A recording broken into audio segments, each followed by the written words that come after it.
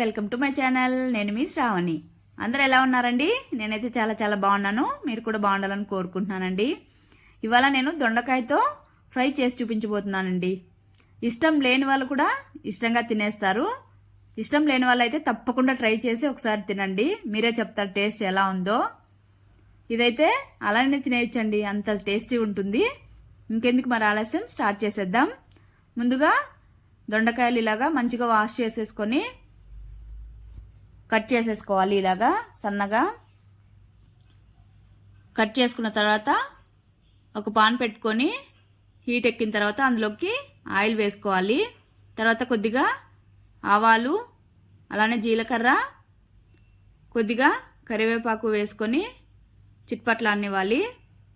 తర్వాత సన్నగా పొడవుగా కట్ చేసుకున్నటువంటి ఆనియన్ వేసుకొని మరీ ఎక్కువ కుక్ అవ్వాల్సిన అవసరం లేదు.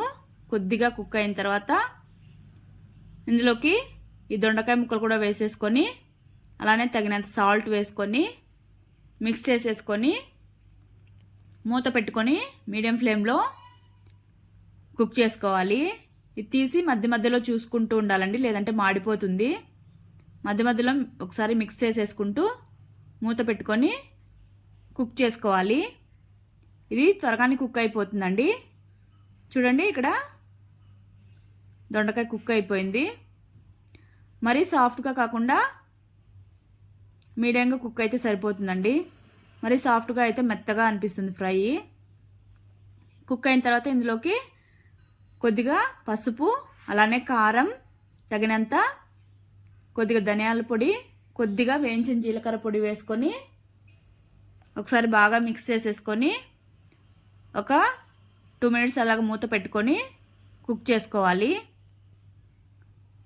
తర్వాత కుక్ అయిపోయిందండి. ఇక్కడ కొద్దిగా స్టవ్ ఆపేసి సర్వ్ చేసేసుకోవడమే. చూడండి, సింపుల్గా ఈజీగా అయిపోయింది దొండకాయ ఫ్రై అయితే. ఇంకెందుకు లేట్ అండి, మీరు కూడా ట్రై చేసేసి మీకు ఎలా వచ్చిందో కామెంట్ సెక్షన్లో కామెంట్ చేయండి. Okay, bye, take care, thank you for watching. Please subscribe.